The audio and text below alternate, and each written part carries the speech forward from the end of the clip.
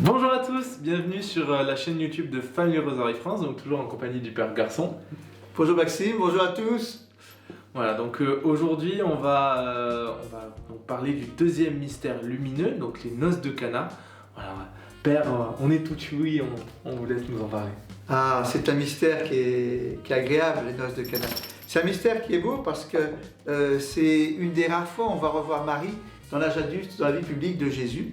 Et les spécialistes nous disent aussi que, ce qui est curieux, parce qu'on nous dit qu'il y a eu des noces à Cana, la mère de Jésus était invitée, donc c'est elle d'abord qu'on le nomme, et Jésus et ses disciples. Et on a l'impression que Jésus et les disciples vont venir parce que Marie est invitée.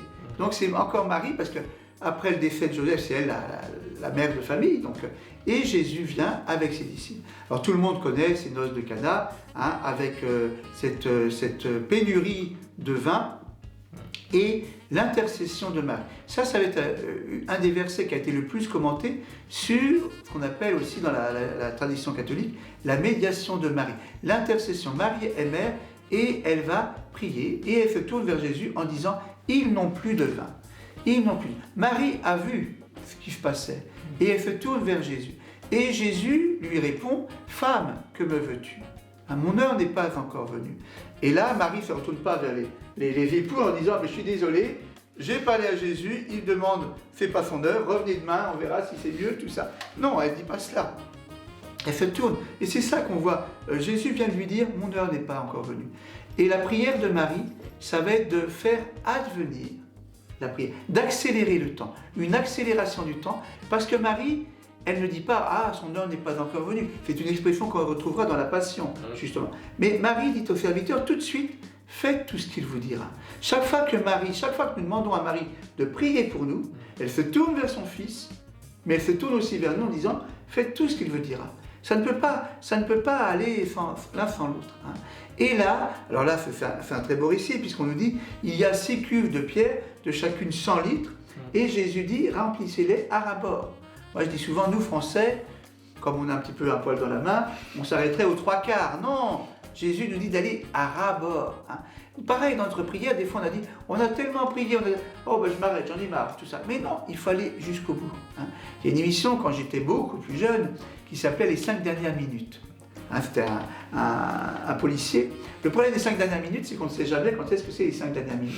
Dans une émission policière télévisée, ok, mais dans notre vie, il faut aller toujours jusqu'au bout. Quand Jésus nous demande quelque chose, il faut aller jusqu'au bout. Parce que si nous nous arrêtons en route, eh bien, nous n'allons pas voir comment cette heure va être accélérée par la prière de Marie. Donc, les serviteurs, on va revenir sur les serviteurs tout à l'heure, ils remplissent les jarres d'eau, et là, Jésus leur dit, puisez de l'eau et allez emporter. Et ça, j'avais même dit dans une classe quand je faisais, je demandais aux enfants qu'ils racontent par écrit ce que les serviteurs allaient raconter à la maison le soir de ce qui s'était passé. Parce que ce n'est pas rien, ce sont des serviteurs. On leur demande du vin, ils vont puiser de l'eau. Et Saint Jean assiste, parce que quand le maître des noces va boire le vin, il va dire « ce vin est excellent ». Et on nous dit, Saint Jean nous dit bien, mais ils ne savaient pas d'où venait le vin. Tandis que les serviteurs, eux, le savaient, puisqu'ils avaient puisé de l'eau. C'est eux qui ont puisé de l'eau. Et pensez à la frayeur d'un serviteur, on lui demande du vin, et on n'est pas un 1er avril, c'est pas la période des blagues. Et on lui demande du vin, il va puiser de l'eau, il doit s'avancer, et comme on est allongé à la romaine, il s'allonge, le maître a tendu sa coupe, et le pauvre serviteur, il n'ose pas pencher sa cruche d'eau pour que l'eau tombe dans la cruche. Et qu'est-ce qui va lui permettre d'accentuer le mouvement, si ce n'est la présence de Marie, qui est en face de nous, et qui nous dit, faites tout ce qu'il vous dira. Il vous a dit, eh bien, faites, versez l'eau. Et là, on peut s'imaginer à la place des serviteurs, en train de fermer les yeux, et puis d'écouter la réaction du maître qui va crier, parce qu'on est en train de verser de l'eau, et lui, il attend du vin. Et on rouvre les yeux parce qu'on a entendu « mais ce vin est excellent, ce vin est excellent ». Et voilà. Je me pose aussi une question, qui sont ces serviteurs? Parce que dans l'évangile, on nous dit, de Saint Jean, c'est le chapitre 2, on nous dit « ce fut cela, Jésus en fit le commencement des signes à Cana de Galilée.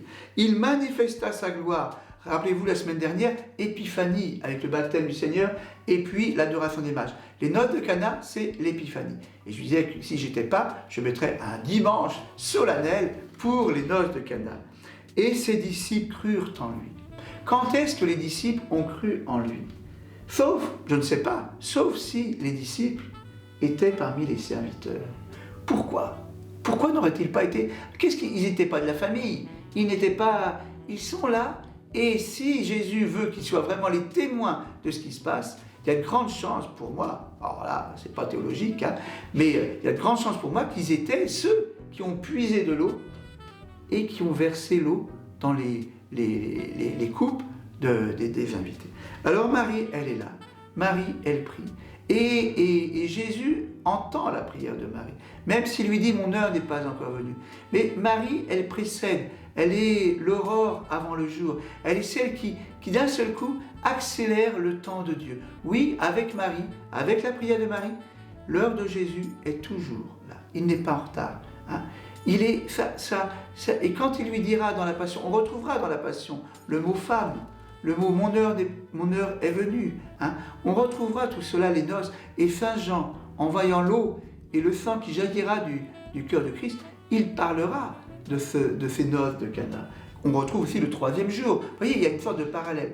Et pour ceux, en particulier les prêtres qui utilisent le missel marial, ce beau missel avec toutes ces prières des messes, il y a la messe de Notre-Dame, les noces de Cana.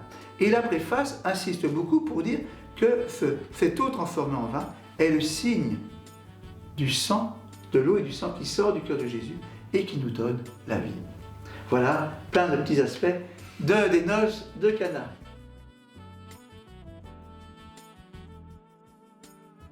Et non, moi, ce que je trouve, et qu'on retrouve un petit peu, j'avais fait ce parallèle effectivement dans la vidéo que vous aviez vue sur le chapelet. D'ailleurs, si vous ne l'avez pas vue, normalement elle apparaît ici. Voilà, c'est une vidéo où on vous expliquait un peu, avant d'arriver donc sur ces mystères, un petit peu ce que c'était que le chapelet, etc., pour que vous puissiez rentrer avec nous dans cette découverte du chapelet. Et en fait, je faisais effectivement ce parallèle de dire c'est Marie qui nous guide en fait vers Jésus et vers cette capacité qu'on doit développer en tant que chrétien à dire je suis pas sûr que ça marche, je ferme un peu les yeux, on va voir ce que ça donne, mais je fais tout ce que Jésus nous demande. Faire tout, c'est très beau, c'est évangélique, ça, faire tout. Hein. Et on retrouve dans le Notre Père, hein, que ta volonté soit faite, faisant tout ce que Jésus nous demande. Et c'est même, certains disent, c'est dangereux quand on prie, parce qu'on ne sait pas ce que Jésus va nous demander. Mais enfin, c'est pour la plénitude de la vie. Et même si à court terme, on pourrait avoir quelques craintes, à long terme, on s'aperçoit que Jésus exauce toujours notre demande, notre prière, mais bien au-delà de ce que nous avions vu à court terme au bout de notre nez, quoi. Parce qu'on a un petit nez. Tout à fait. Et ce qui est très beau, c'est justement cette question que vous soulevez. Les apôtres qui le suivent, qui savent pas trop comment au début, qui se disent oula, comment ça va se passer, et qui effectivement ont fait ce pas. Et ce que je trouve intéressant, en fait, c'est cette question. Donc effectivement, là, je vois déjà les théologiens qui passeraient sur notre chaîne YouTube. Hein. C'est une interrogation, mais c'est vrai que c'est une interrogation bonne parce que ça vient nous questionner sur notre statut de serviteur. C'est-à-dire sur ce statut de serviteur qui non seulement écoute, mais qui agit. Et qu'il voit. Moi, j'ai toujours été frappé que les miracles, par exemple les miracles de noces de Cana, on a toujours l'impression de quelque chose de très grand. Or, c'est toujours très discret. Il semble peut-être que les serviteurs, au moment donné, n'ont pas compris que c'était un miracle. Mais après coup, ils se sont dit, mais c'est pas possible. J'avais de l'eau, j'ai du vin, point d'interrogation. Et on voit, puisqu'on est toujours proche de Lourdes, on voit ces gens qui ont vécu une guérison corporelle, qui sur le moment n'ont pas forcément réalisé qu'il se passait quelque chose. Et moi je crois qu'avec un miracle, quand on vit un miracle, une situation de miracle, tous les chrétiens peuvent vivre une situation de miracle, sur le moment, on ne s'en rend pas forcément compte. Mais après quoi on se dit, attendez, il y a quelque chose qui nous échappe. Là, il y a un avant, un après, mais entre les deux, qu'est-ce qui s'est passé?